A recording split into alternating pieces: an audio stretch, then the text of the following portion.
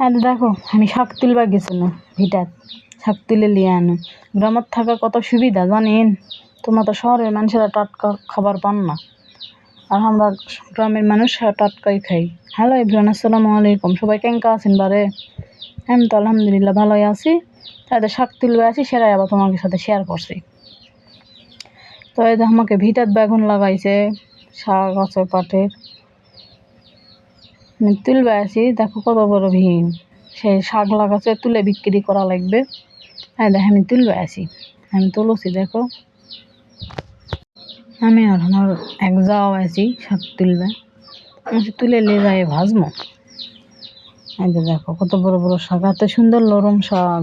এই আমার যাও একসাথে তুলে নিয়ে যাবো, তাই আছি। তো শহরের মানুষেরা এই শাকগুলোই কিনে খাবে, সেটা হলো বেচা, আর আমরা খাই টাটকা। দেখো বেচেছি শাক, বেচলে আছে শাকের থেকে তো গুঁড়াই বেশি। হোক, আমার গরু আছে, গুঁড়াগুলা গরুয়ে খাবে, লস নাই। তো এই শাক বেচে এখন ভাজমো। এই দেখো ভাজা হয়ে গেছে। তো আমার মতো কে কে ঝাল পেঁয়াজ চাটনি করে শাক মাখে খাওয়া পছন্দ করেন, কমেন্টত কে দিন দেবা। আমার তো ইনকে মাখলে ফাইন লাগে। আমি যে কোনো শাকই ভাজার পর ইনকে চাটনি করে মাখি, সুগান ঝাল আর ওই পেস্ট দিয়ে। তাই দেখো, তাই বলে তোমরা ভাবো না যে আমি হলো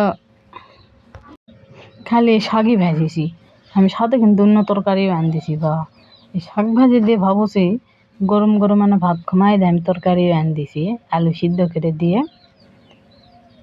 তোমরা আবার ভাববেন যে আমি খালি শাকের ভাজি দিয়েই খাসি, কিন্তু না।